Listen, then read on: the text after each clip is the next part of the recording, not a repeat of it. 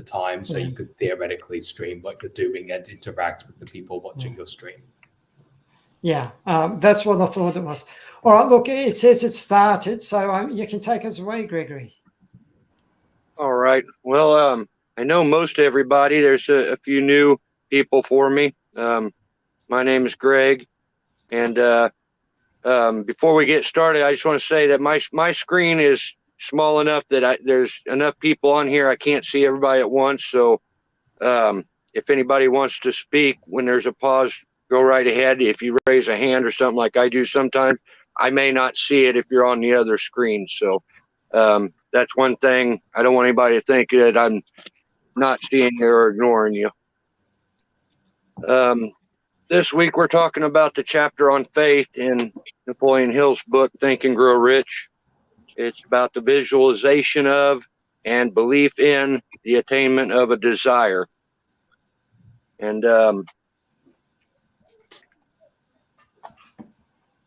who would like to start talking about faith, about what they've read in this book? Well, I'll start if you want. So for me, of all the principles, faith is the one that I have to work on the most, I think. And faith is trusting in the unknown. And whenever somebody wants to manifest anything into their lives, whether it be money or a new relationship or something like that, it's you need to go into the unknown in order to attain that. And that's where faith comes in. And one of the problems I've been having throughout my life is I'm trying to control it from the known. And trying to control the manifestation from the known, I'm actually not manifesting what I want. So faith is, to me, is just trusting in the unknown. Yeah, very good, very true. Yes, it's faith is I believe faith is like a knowing. That's where this chapter talks a lot about self-confidence, and I believe that comes from faith. It's when you truly believe and have faith that something is going to be, then you have confidence around that. It's a knowing, as opposed to hope. I hear a lot of people say hope, and to me, hope is like not far away from doubt. An example of somebody, they show you a house on a hill overlooking the ocean, maybe a $5 million house, for example, and they say, I am going to live in that house, within the year or whatever. They have faith that they are going to live in that house, so they're confident about that. Whereas if somebody tells you, I hope to be living in that house, hopefully before next year, they don't have strong confidence. It's almost like doubt. I hope that I will, as opposed to I will.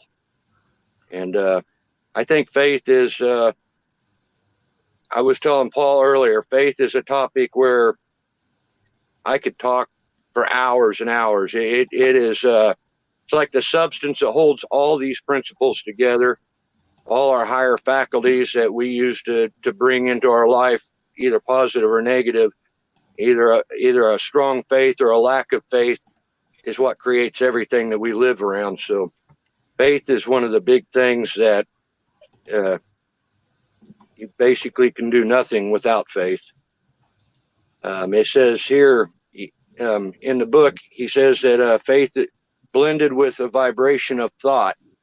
The subconscious mind instantly picks up the vibration, translate it into its spiritual equivalent, and transmit it to infinite intelligence. And faith blended with the vibration of thought, it will go into the subconscious mind. I think faith, the more your desire, if you can visualize and constantly think that and fuse it with emotions consistently, that builds a very strong faith, and that does it deeply embeds into your subconscious, which does transmits that to infinite intelligence. which begins the creation process of bringing that physical into your life. But anyone like to, anybody have anything that they'd like to say or add to that concerning our thoughts? Yeah, I'd like to add that, just on what you said, Gregory, faith is a really powerful energy when it's harnessed correctly. So when you are 110% behind that thought or with that trust with the faith, then it is powerfully going to, manifest there. I also think the faith couples with the gratitude as well. So you're talking about the visualization, you're visualizing with the emotion as if you've already received it, but the gratitude, because for the universe, please and thank you, its equivalent is gratitude. So it's universal manners is the gratitude. So the thank you for as if you've already received it. So having that faith, that that's clear focus and faith that you've got it. And I really like what you said about, faith it's the powerful side, whereas hope is a lesser energy. Faith is a very powerful and strong energy when used correctly. So when you're behind it, it's like dipping in your big toe or going all in and believing that it's possible, believing and allowing that it's true, that you're worthy of it, all that sort of stuff. I think that you team the powerful emotions all behind it, and then it's really going to propel your success. Very good. I believe gratitude has a lot to do with faith. You're grateful for what you already have and the things that come into your life, and you recognize those and have great gratitude for them. It breeds expectation of more good to come into your life, and that expectation, as things come and you recognize that and grateful for it, it helps to build faith. So it's like I said, faith. I believe that's it goes throughout every other principle. So it's that internal knowing, like you said, you just know it inside of you that it is possible, that you can achieve it. Yeah, absolutely. And with gratitude is positivity. So it's a beautiful trilogy: the faith, the gratitude, and the positivity around it all, as opposed to the negative, the fear, or the hope, lower level emotions. So yeah, I think Adrian had something to say. Yeah. I would just add too that faith alone sometimes you would find also with the preparation, if you've done a lot of preparation and you've put all the pieces in place beforehand and done your homework, then just a little bit of faith in whoever is going to be involved will just make it work. It's just as opposed to having a negative thinking about it after all of that preparation and then wondering why did it go wrong. I think I can certainly expand upon that point, Adrian. I got a funny little story to tell to that effect, actually. When I was taking the level 1 exam for the CFA program, I had to do upwards of 300 hours of study for that exam. And ultimately, what I had to do was then sit an exam on all of that content in about 5.5 hours. So really, I ended up finishing the whole exam, all 180 questions in 2 hours. So that was about half time. I was walking out of that whole done when most people were halfway through. And a big part of why that's the case was, I suppose, yes, confidence, faith, because ultimately there's not really the time to doubt yourself. Of course, you need to prepare, and the preparation will determine, of course, whether you get the answer right or not. But the confidence will determine how quickly do you answer it? How fast do you move on to the next one? Can you assess at the start whether you know it or whether you don't? So I think the confident person walking into that exam isn't going to fail because they ran out of time. They'll try everything. They're only going to fail because they didn't prepare enough. But someone who didn't necessarily have that faith in themselves might find themselves failing for either A, lack of preparation, or B, they could just run out of time too. And that indecision will cost time. And that can, so I mean, sometimes I think there's something to be said for try hard and fail fast, and confidence and faith in yourself is key to being able to do that, I think. And there was a beautiful quote in the book, I think: riches begin in the foremost thought. So the more positive your thoughts are, the more you have faith in your capability, and in your worth and your value, then it's really going to increase those riches quicker. I really love that little line. Riches beginning with one thought. I also find it interesting in the book that he's comparing faith with love and sex as the most powerful positive emotions. So we all know how powerful love and sex are. So to have faith way up there just speaks to how important it is in order to achieve what you want. Well, I mean, ultimately, when you're doing these things, especially, like if you're building a business, for example, that is a very long, very challenging journey, and you need the most powerful of motivations to do it. So question becomes, where do you find the motivation to do something that's probably going to take 10 years or more, Because I think there's a Bill Gates quote, never overestimate what you can do in 1 year and never underestimate what you can do in 10. So I think with many of these things, it's a long-term commitment that requires quite a mammoth motivation, and you've got to look for the strongest of them, and hence faith. Otherwise, you don't want to drop out, Yeah. Yeah, I think faith is one of the most powerful principles of all. It's like the story of Gandhi there in the chapter, was able to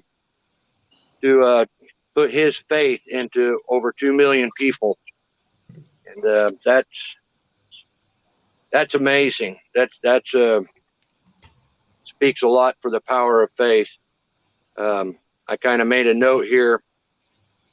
I made a lot of notes, but I put in here that that's kind of my idea of why all the different rulers around the world throughout the ages have always tried to manipulate and control the religious beliefs of people, is because they know the power of faith. And if you can control a person's faith and beliefs, you basically have control over the people. So they definitely know the power of faith. And but the Gandhi story, that was all for a positive and good reason, and that shows the power of faith. 2 million people he was able to put his faith into, and pretty incredible. I think it was actually 200 million people, not 2 million. 200 million, yes. That's a big difference. I think it's very easy to slip into just looking at business people and politicians, also sports people, education, students, academia, every aspect, science, the arts. They all have faith. All the winners have faith in themselves and the people around them that are helping or contributing in some way. And you don't need any more evidence than that, because the people who don't have that faith are the ones you read about as being the failures or the losers or it not being successful. Yeah, it is hard to... Sorry. Oh, go ahead, Paul. Yeah, I was going to say, it is hard to keep the faith going. I mean, what Dylan was talking about before, and as Paul knows, I'm in the phase of setting up a new business, and to try and keep that faith going. And I'm pretty much put everything on it. I don't have anything else. There is no other option. So I sort of missed the first couple of weeks of these, but I've been catching up, and it was talking about burning bridges. Well, my bridges were definitely burnt, and I don't, not that I, cut them off with other companies, but there are reasons why I wouldn't go back. So, and this is where I'm sitting now, and it's hard to keep the faith every day. And as one of my friends said, you just got to keep turning up. But even then, it's still hard. I wish there's a magic formula so I could know what that faith is, because there are some self-doubts around it and things like that. So, well, and I think you only need to call one of us. Yeah. Well, you can come and visit me. That itself, just having someone physically there at times, I find is really good as well, because it doesn't matter if they're not helping, but even just somebody there and talking and interested helps with the motivation and getting things done as well. I mean, this is a startup that's been starting up for 6 months, and it's costing money to actually do it. So I'm renting commercial premises. It's still not ready. It's taken probably twice as long as I thought it was going to, and it's still not quite ready. So, but it's getting close. But I guess I have kind of a thought, thanks to Dylan's note about being a business person and going like that. That's like being a business person. It's similarly to being a parent, but with more responsibility towards the society, not towards the little one. Which puts a lot of pressure from the society, which not the society puts the pressure, we put the pressure on ourselves, like no one tells you what to do or what not to do. But I guess the first thing before belief comes passion. So when you have a passion about something, like something you really like to do, and this like the idea, and the idea is burning and it becomes a passion, and you think, oh, I'm gonna do this. This is so cool. That's so exciting. And you start doing it, and it's hard work. It's always come back to remember that this is your passion. Was the passion gave the birth to your business, and because you have a business now, and you have a passion, the thing which you believe in, that at every moment of time you have more than one or more than 1,000 opportunities. You sometimes can see only one, but that's the time when I think I see only one opportunity, or I see no opportunities at the moment. Then I think I wish, or I send the wish to my future self, whether it's a future self in the second or a future self in, I don't know, new day, that those thoughts with the opportunities will come to me. And now is the time when I'm literally before my bad time. I just send the thinking, what are these multiple opportunities I have now? How do I harness them? Because I go through the tricky time in business as well. So, yeah. Because I mean, when you're a parent, you need to find the motivation to get up late at night, to look after the kid, if they're a bit distressed or something like that. And every morning, get up, take them to school, take them home. There's a lot of motivation that goes into being a parent, and it's the same. I think that really ties in really nicely with running a business, like you're saying, because problem with the business is, with the parent, at least your kid's going to grow up. But with the business, especially if you're just starting out, you certainly don't know if that's going to be the case at all. And that's why you need to have faith. So you keep sticking to it, because a lot of people, a lot of early stage founders find so many obstacles in their past, saying, "Oh yes, it's hard. It's hard to do this. Most likely going to fail." But I can tell you, the ones who made it to the end, built billion-dollar businesses, they're the ones that persisted with it, So I think it's just business people took the persistence of parents, the persistence of starting up a company. I think that's a very valuable thing. And for that, they need to find the faith in themselves daily to do that. And another thing is, like you mentioned, that it's difficult, and you probably resonated what I've said, but now I hear it from you, and I think every time when you perceive something difficult, it's just your perception. You can't perceive that as easy, simple, and fun instead of difficult. It's just the point of view of it, really. And if you change the point of view and decide, all right, it's not difficult, it's actually easy, simple, and fun, and then you kind of change that perspective.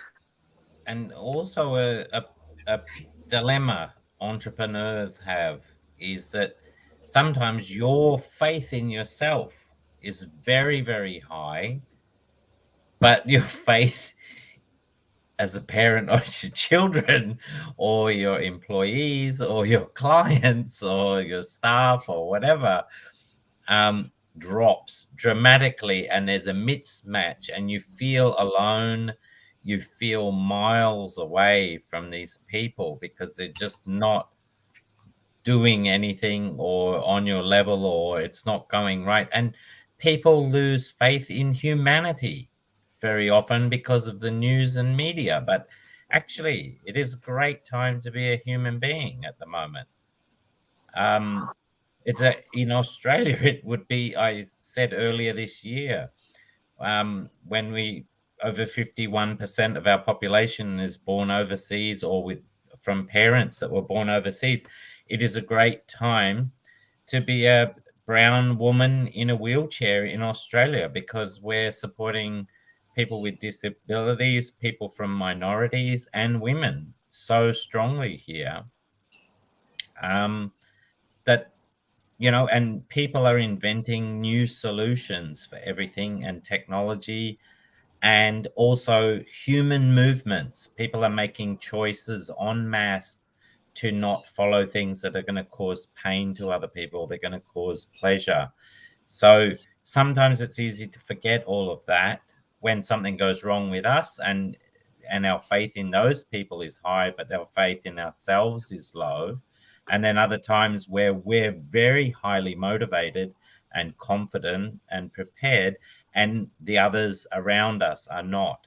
But that is problem, I think, is throughout history. You've got to pick your battles. You have to do your timing, and sometimes it's saying or doing something for the sake of it is not always the best reason.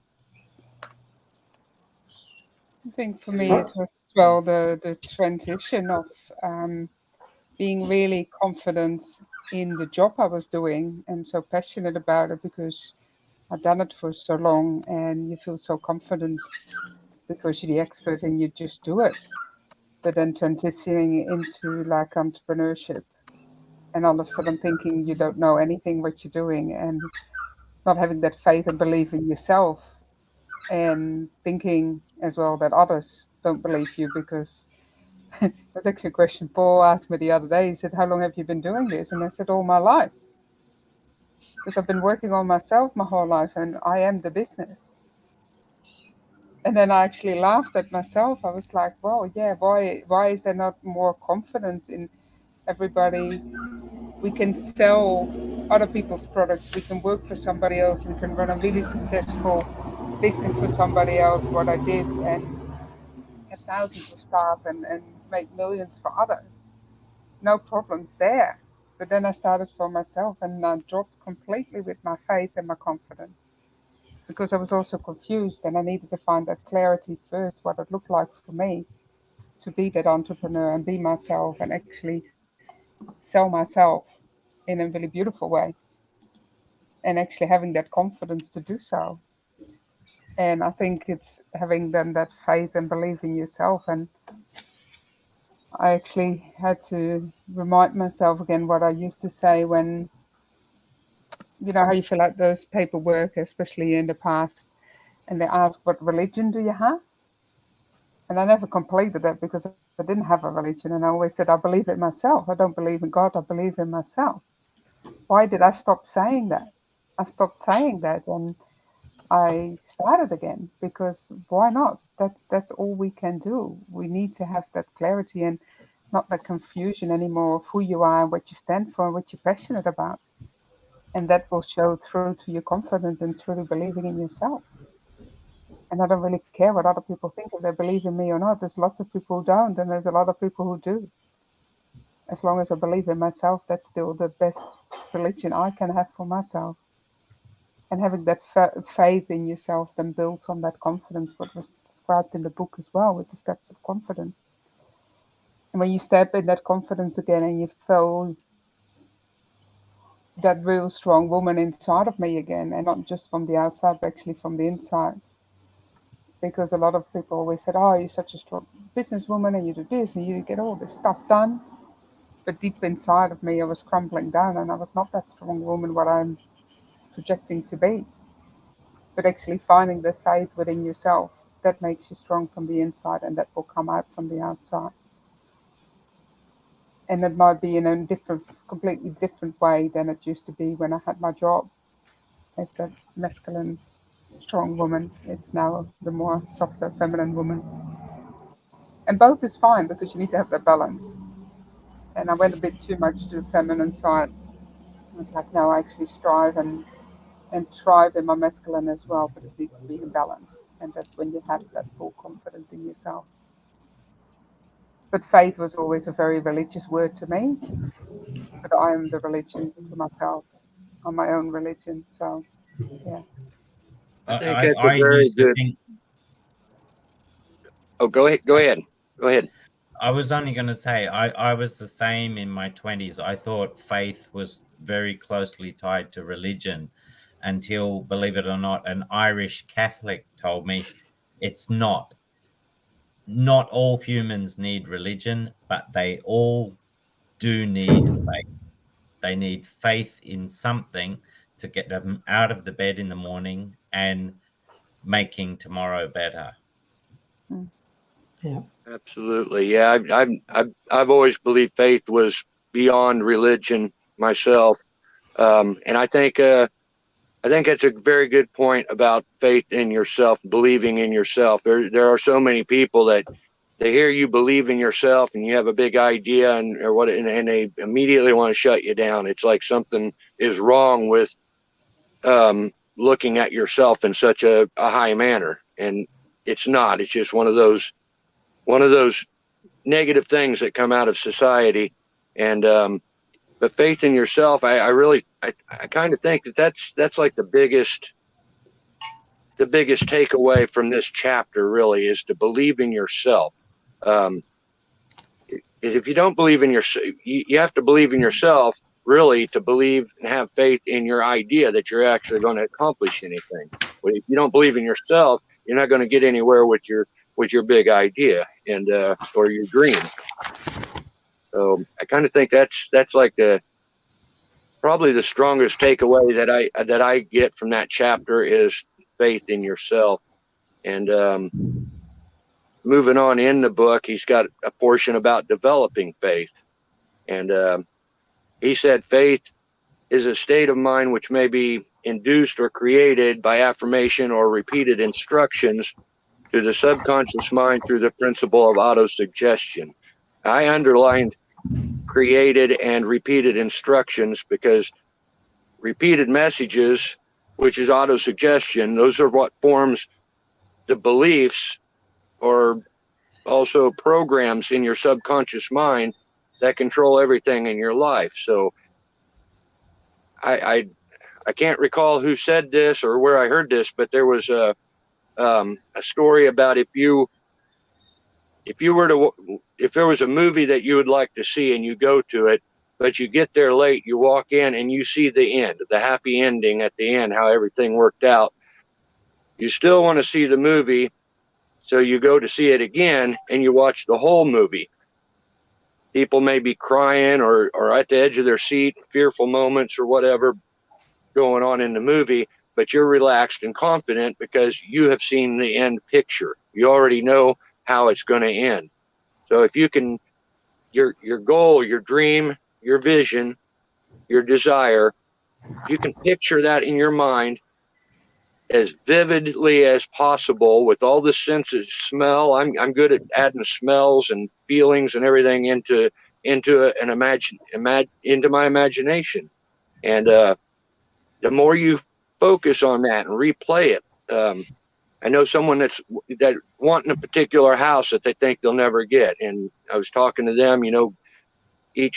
Close your eyes and just go about the things that you do in your house, but visualize doing those things in your house, walking down the hall, light a candle, smell the candle, use the kitchen and so on, and start living in that house right now. And but I'm a strong believer in that, because if you can see that very vividly and keep seeing it and begin to form a faith that you are going to have that's like that's like seeing the ending of the movie. And if you have that strong faith that you are going to have that, then all the little trials and tribulations that stand in your way on the way to it are not going to bother you or stop you or cause you to give up, because you know how it's going to turn out. But you have to have strong faith that you are going to get there. And it says faith removes all limitations. And I can absolutely see that. I'd say faith is kind of like a muscle, you have to practice it, you have to exercise it, it's like any other skill, like with self-affirmations, you got to keep doing them, make it a process, make it a lifestyle, make it a habit. Because when you continuously practice and continue to have faith in yourself doing it, I think you get good at having faith in yourself, and then it gets easier to find that confidence and motivation you need to do the hard yards. And at the end of the day, it's your own responsibility to make that work. You can't keep on blaming others with 3 fingers pointing at you. It's, I need to do that. And we quite want to often say, and I still do as well, we want to do it, and you want to do it together. You don't need to do it alone, but at the end of the day, I am responsible for my own happiness and my own life. Nobody else is. So if I don't make it work, and if I don't believe in myself, well, who is? Nothing will be done. That's Absolutely. right. It's just a choice. It's a choice on how you react, how you process it, and and even having a circuit breaker yourself. I quite often have everything that I want to go right in front of me in vision boards and plans, and then on the back of the door or out I stick it on the window of our kitchen for when I'm like out in the backyard, is all the things, and this might help you, Paul, see, for when I know I'm going out there or going to leave the room because something didn't go right, to reframe me, to build me back up again, so that when I come back to that vision, I'm in a different frame of mind. So you have to, it's a little bit like learning a foreign language, where you put the labels or sticky notes on things and furniture to learn the words in a new language. You also put your reaffirmations or your reprogramming in areas of your house or in your car where you're going to be processing a disappointment, so that it builds you up. And then when you get back to your desk or your your lab or your canvas or whatever, you're in a better frame of mind to move on with the positive stuff. Yeah, because that ties in quite nicely with neuro-linguistic programming, because ultimately things like smells, physical sensations and stuff can all trigger particular behaviors or associations in your brain that you can build up over time, So if you have a space that you practice using that space and you build those mental associations and build those connections in your brain, that will just can strengthen its potency over time. And when you consider it takes 15 minutes to get back to your work after you've been interrupted, that use of that 15 minutes has to be spot on. So use every one of the 5 or 6 senses you might have to get you back into the place you were before you got interrupted or before you got that bad news.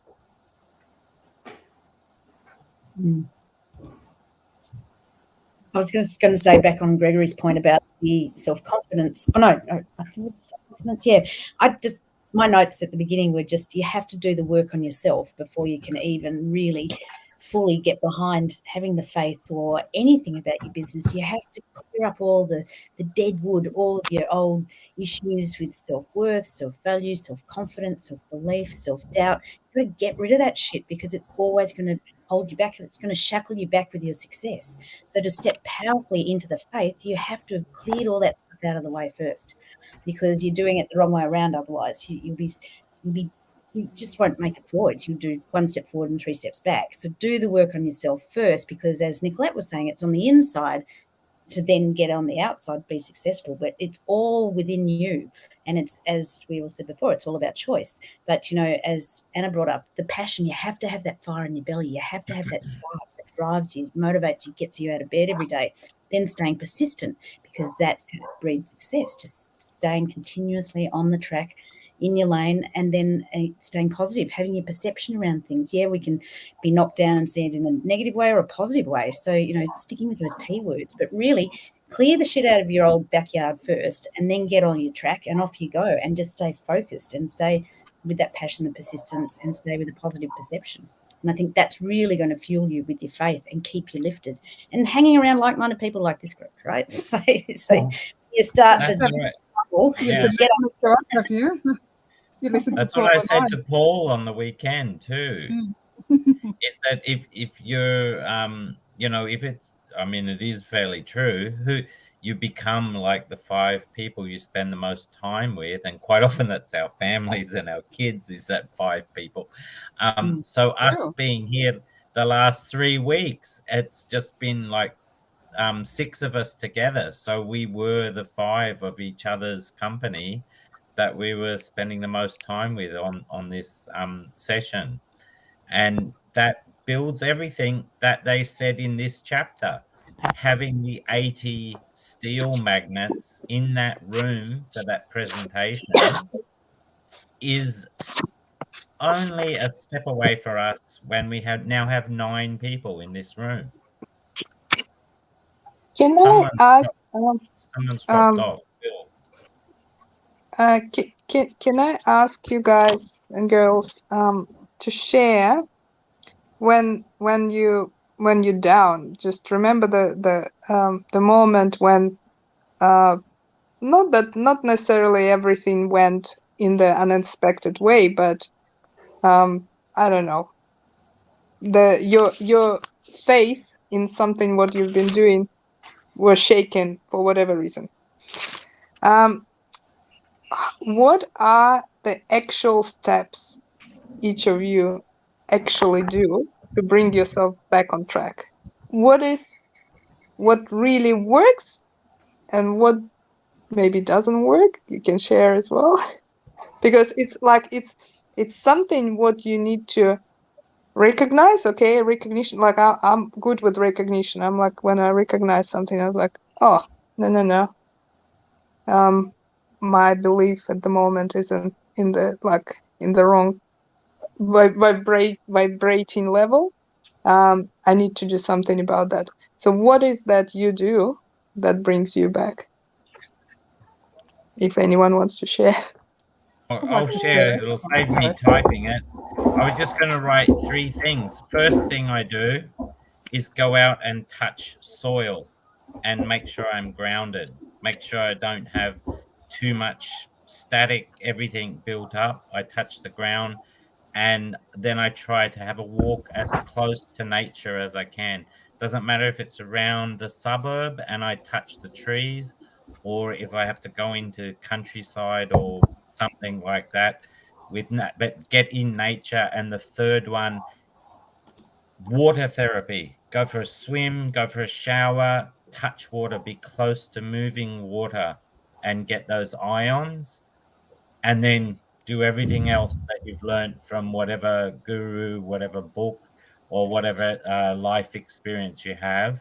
But those 3 physiological things have a direct, and of course, you know, while you're doing that, you don't overstimulate yourself with anything else that is, you know, like alcohol or coffee or whatever. You try to, you know, ground yourself and get back to nature as quickly as possible, get the rhythm going. There was so, earth, air, and water. In one of the books I read, it's called The High 5 Habit, and what the author was saying, I forgot the author's name, but what she was saying is that she'll give herself a high 5 in the mirror, right? And that's like whenever somebody does well with something, everyone runs around giving everyone a high 5. So whenever you're giving yourself a high 5 in the mirror, you're actually sending a message to your brain that you're doing something well, right? for me, what I find to Anna's answer is when you who's got the feedback? Do I have the feedback? When you're very clear with what you want, and when something happens, all I'm saying is this is just part of the plan, and just accept it and go with the flow and have faith that it's going to work out. I'm going to stop talking because I'm giving you feedback. I just wanted to say what Sally was just saying, that I actually stopped my business, and because my business was not working, because I was not working. So I had to do the work on me first before I could start work on my business, because I am the business. So I started doing a lot of healing and deep dive, getting rid of all the limited beliefs, all the NLP work I did that was done on me and with me. Then I wanted to know how that was done, because it had such a profound transformation for me. And that's why I said NLP is like life. It's just the principles and everything else as well. And if you can bring yourself back into that state of what you want to feel and how you want to feel, and if that's the joy you want to feel or the love you want to feel, you know how to get yourself back into state, and you've learned that. But you need to do the deep healing work first. You can't just cover it again with a band-aid and hope that the wound is going to heal. You need to rip off the band-aid, go deep and dark. It's not pretty. It's hard. It's scary. It's shit. literally shit. But you also need to detox. You need to get all the shit out of you first, because how can you put all the good food back into your body when there's all the shit still in your toxin in your body? And that's not just food. It's people. It's clutter. It's mess. It's mental. It's physical. It's spiritual. You need to clean yourself first, and that can be done with a shower, and it can be done with a whole lot of other methods in that respect. But as soon as you have let go of all the shit and not carrying that big bag of rubbish and baggage with you, that's when you know when you feel light, and that's when you know you can move forward. But if you still keep on carrying the old stuff with you, that's never going to work. At least not for me. So I needed to work on myself and understand. I didn't even know what made me happy. I didn't even know what filled my cup. I couldn't give an answer. Now I do know. And finding that Well, I answer. think you better put a hotline. We better have a hotline for everyone to call. Well, you know, that's why we're all here, to connect it. That's what we do, and that's why we're all here. We're all here to help each other. And I remember a long time ago, somebody asked me, "What's your purpose?" I'm like, that word, I didn't even know what it is. As English being my second language, I'm like, purpose. What does that really mean? And I just said, help others. And then they started to laugh, and they're like, "What is that for a kind of a joke? Well, that's not a purpose." I'm like, "Well, help others, however that looks like." And if that's a hotline, if that's talking, if that's however it looks like, that's what we're all here for. That's why we're all connected. But you will find the way what makes you feel into state, and it's different for everybody else. But any method and any modality works. It just depends if it works for you. Yes. But I do what Adrian was just saying and Sally was saying. I do exactly very similar things. Yeah, because it works. But you need to find what works for you. Breath work is a big one for me. I move a lot through breath work. I can agree with what Nicolette's saying about detoxing being more than just the food. I know I had to get away from the people that I used to know, work with, and even a lot of my family members. Yes, my family has very, very negative mindsets about so many things that they grew up with them too, but they're not wanting to let go of them. They don't see a reason to improve, and I just wasn't satisfied. So that's kind of gone from my life. But if my faith gets shaken now, first I got to remember that nobody thinks that I can do anything, and therefore, for a large portion of my life, I didn't think so either. And so first thing I got to remember is, why am I doing what I'm doing? And what am I doing? And then not to be repetitive on this, but it's true. I go back to the imagined vision of what I want and how happy I'll feel with it, and literally live in that for a little while to kind of bring myself back up to that higher vibration that I need to be on. That usually gets me back on track.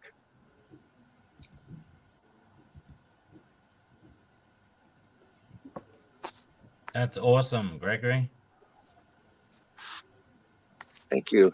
That was a good question, Anna. Does anybody else have anything to add to that one? Or Well, I do have a couple things I might add. And I did have one period of my life when I just completely lost faith in myself to achieve what it is I wanted to achieve. And I was very, very depressed when that happened. Now, what I would say is, unfortunately, I don't have any silver bullets for what got me out of that. Only that I got an awesome new job, which I loved at the time. But basically, I guess the lesson I learned from that is ultimately that I did move on. So now knowing that I've been able to sort of bounce back from that in the past, every time I bounce back, it's sort of been more proof that anytime I sort of, might get down in the dumps or whatever, it's only temporary. It'll pass, So I guess over time, the human ability to be resilient, I think self-reinforces is that you learn to grow more confident in your own ability to move past the challenges that you see. So maybe if you think back to every time perhaps your confidence in yourself has been shaken, but if you've been able to get it back, every time you get that back, it's just a proof once again that you've been able to move on from that, So I'd say proof's in the pudding there. But as for things you could do, like I did study some meditation back when I was in high school. I was taught some tips for meditation, particularly dealing with anxiety. And sometimes when, in the spur of the moment, that can be quite overwhelming too, particularly when your heart rate starts beating up, and your heart's beating out your chest, So I guess the key thing is I'd lean into what Gregory said with visualization. That's a very powerful tool, I think. And then, of course, back on breath work as well. That's another variant. So if you can use both the breath work and the visualization and just take a few moments to really calm yourself down and focus on that, that can actually do a lot to help alleviate the short-term sort of symptoms that you might be feeling at any particular time. I found that's always managed to bring my heart rate back down to a manageable level whenever I got super stressed about anything. And I have to say, I'm super glad I learned to meditate and not medicate for my issues. Yeah.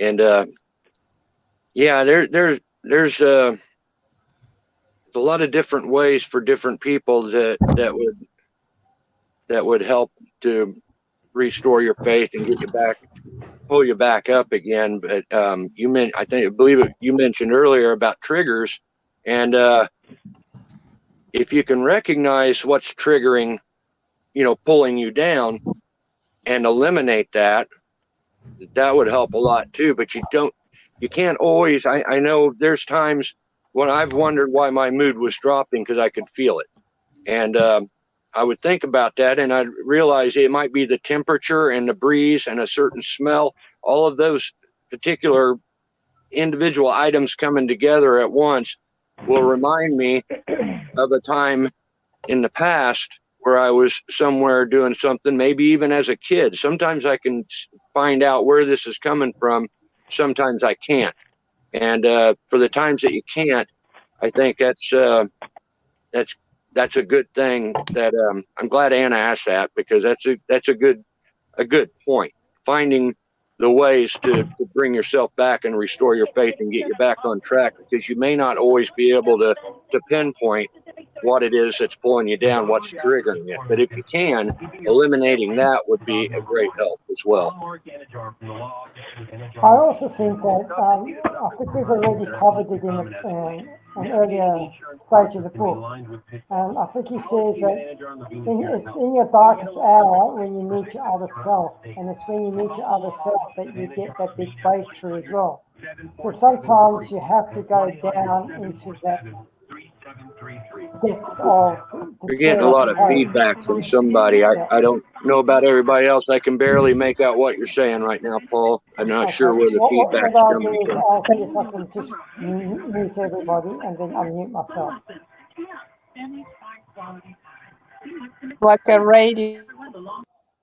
Okay, so can you hear me now? Just put your thumbs up. All right, okay. So and then when you want to talk, I'll just have to. I'll have to see if I can unmute you. But what I was saying is that earlier in the book, he was talking about desire, and it's in that desire that when you're moving towards something, for most people, I think it was a persistence chapter, most people will stop just like 3 feet from goal. And, usually it's when you hit the rock bottom, that's when you go push through and go a little bit further. And it's when you push through, it's when you meet the other self. And it's when you meet the other self is when you get the big breakthrough, because that's the self of you that's out of, that you don't have control over. It's the higher self. And that's what gives you the breakthrough as well. So, yeah. And I'll ungrade you, Gregory. And can you talk, Gregory? Yes, I believe so. Can you hear me? Yep, I can. Yes. Yep. Yes, I agree with you, Paul. I think higher self. I think one way to really be able to recognize is your own self-image. Because I think if you don't know who you are or what you really want and have confidence and have a good, strong self-image, I'm not sure you're really going to hear from or recognize when you're hearing from your higher self. If I'm making sense the way I'm saying that, it's until you really know. Because I know I used to think I knew who I was, that I had my own personal identity, because I've always been different than everybody, and for the most part thought differently, and sometimes was thought to be, what's wrong with you? Well, I just think differently than you do. But even though I thought that was my unique identity, but the truth is, which I didn't know, is I still didn't know who I actually was. I didn't know who the true me was, or even that there was one from the majority of my life.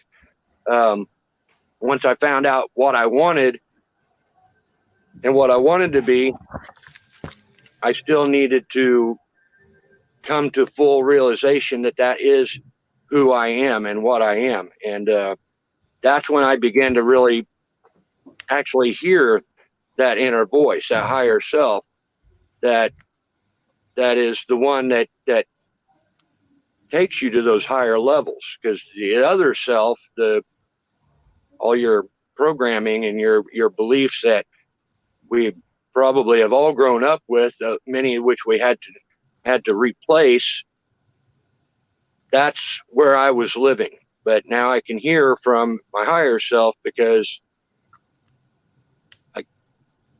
I know who I am and what I want now, basically. That's great. And you're doing this, and you're the chairperson of this now. This is the first time I've ever done anything like this, so I can see I'm stumbling all over myself with it, but it's the first time, so I'm not concerned with it. Hopefully everybody's getting a chance to talk. Here you go. That's the judgment coming. You're doing better than anyone else. You've done really great. No one noticed anything, but you've judged yourself so much. Wow. It's 2 a.m. where you are, Gregory. You're doing fine. No, you're literally doing great, I think. Absolutely. Yes, I wouldn't be able to do this at 2 a.m. But Anna brings Well- up a good point, Gregory, that's that negative self-talk that Anna's just called you on. And good on you, Anna, for calling on that negative self-talk. Oh, I was just having like like, no, don't do that, please. Don't do that to Yeah. yourself. But it's a good catch, and I'm glad that we're open enough to be able to actually bring it to Gregory's attention, because I know that that's something Gregory wants to work on, is, and I'm assuming we all want to work on this, is to make sure that we don't have our negative self-talk drag us down.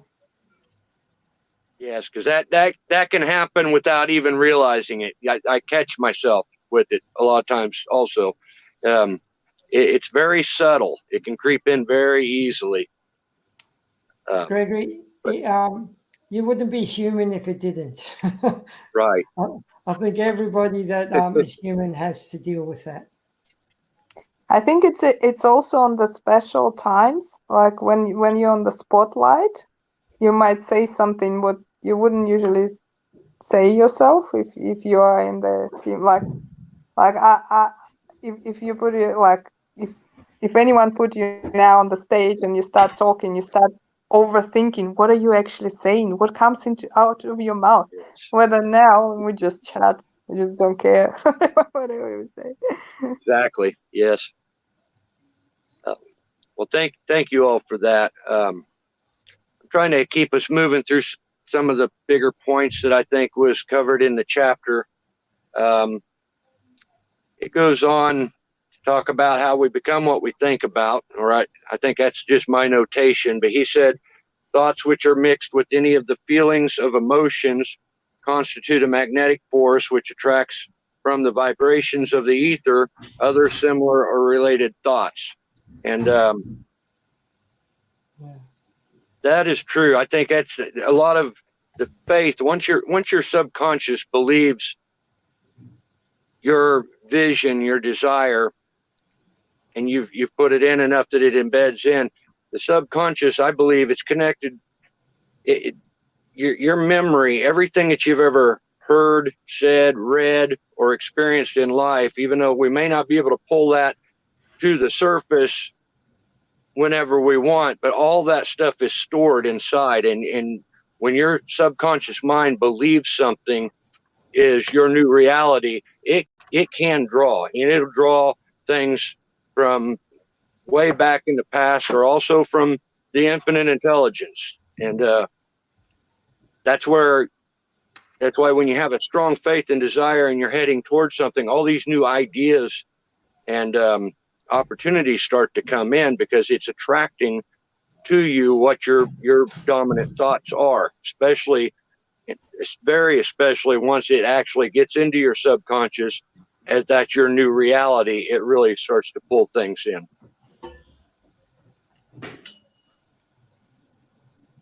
See a lot of people waving.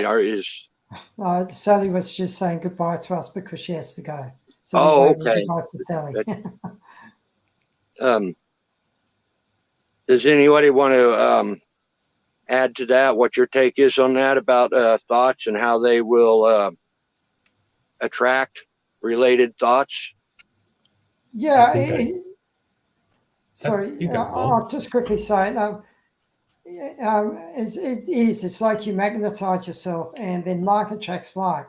So if you and I know in other books, Joe Dispenza talks about, and he actually mentions, it actually starts off with faith is a head chemist of your mind. So it actually creates a chemical, and if your faith is negative, it's going to create a negative chemical, and it's going to start attracting that negative chemical to you. Whereas if you can have a positive faith on something, if you can focus on the positive, you're going to create a positive chemical. And like any drug, it becomes addictive. So your body starts to seek out those same thoughts. So long as it's a proper positive thought, you're going to be seeking out positive experiences as well. And I think that that's why the auto-suggestion that he's talking about is so important, because when you see, and it's got to be mixed with faith, but with that auto-suggestion, when you keep talking and believe in it, you're sending out to, as he calls the ether or the universe, what you want, and it's going to start putting you in those situations. And we like to call them coincidences, right? But they're not. They're situations that you set up in your own thought process. I mean, I have an interesting story to tell along these lines, actually, because back when I was doing investment banking, what would happen is sometimes I'd go to these sorts of fundraising events and I think, oh, I need to find us some clients, or, oh, I need to find us investors. So, few times I went, I was like focusing on clients, and somehow I ended up digging up a ton of leads, because I ended up meeting lots of companies looking to raise capital. But then after that, we ended up having some fundraisers to do. So I think I got to meet some more investors. And then coincidentally, I end up meeting a ton of investors or something just when I'm thinking about them in these other same sort of events.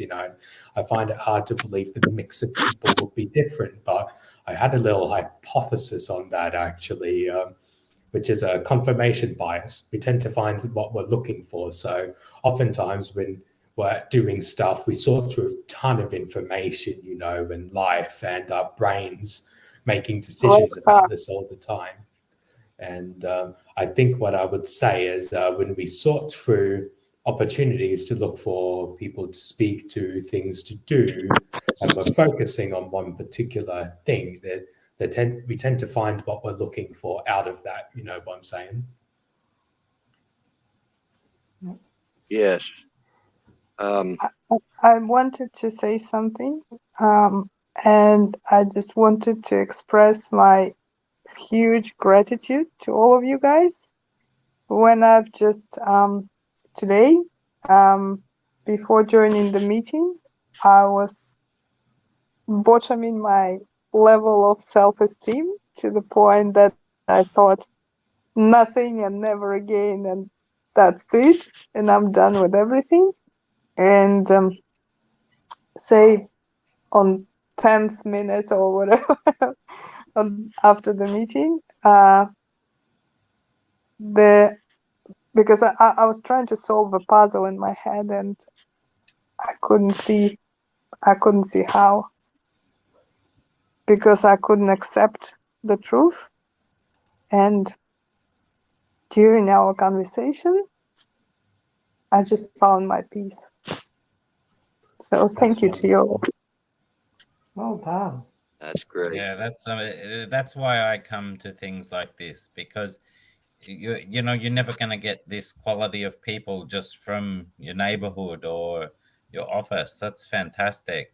And if you're trying to solve a problem, don't do it in your head. That's why they give you working paper in the exam, and that's why. No, I was talking to everyone, and like, and as I said, I was giving myself the question: solve that puzzle, and I was going to bed, solve that puzzle, and it wasn't about solving; it was about acceptance more. That reality is as it is. It's just, and it's okay. So can we move on to the next chapter next week? Yes, I just realized it's been an hour, and I had so many notes here on this one that I had 7 different topics out of that one chapter. We only made it to number 3, so this could go on and on. But the next week's chapter is auto-suggestion, and I love these conversations. Like Anna, I'm glad to be here too, because this is it's everybody's different perspectives. It's wonderful. A lot of great people on here. The very last thing in that book, real quick, it says there's no limitations except the ones that we put on ourselves. And I think that's a great way to end this one. I'm sure a lot of people need to go. Now, Gregory, before we go, I just want to ask Phil, right, if he will be willing to share what he manifested over the last week, I think it was. because Phil is a manifestation king. He hasn't said anything, but Phil, would you be willing to share what you manifested? And you're on mute.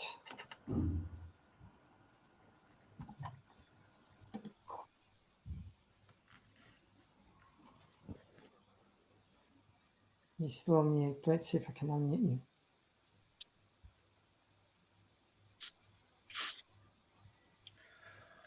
I don't know what I was manifesting on Saturday when I was late to meet Dylan at the expo, but as soon as I looked at my phone and realized I was 10 minutes late, an elderly couple at the train station stopped me and asked me how they could get the train to like somewhere.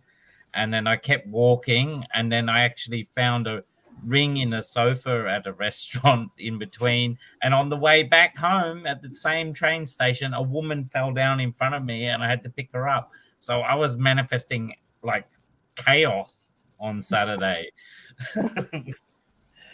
Yeah.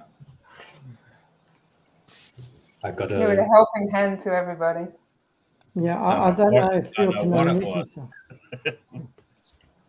It's funny because you know how I left. You know how I left early on Saturday so that I could get to the laser tag on time. Well, I got to the station and I was meant to catch the second train, not the first train. And Anthony called me, and I got all just as the train pulled in, so I got on the wrong train. So I actually ran late for the laser tag anyway. Well, Phil, can you talk? Or? Yeah, okay, yeah. I can. What it was, I had my my earbuds in, and they weren't on Bluetooth.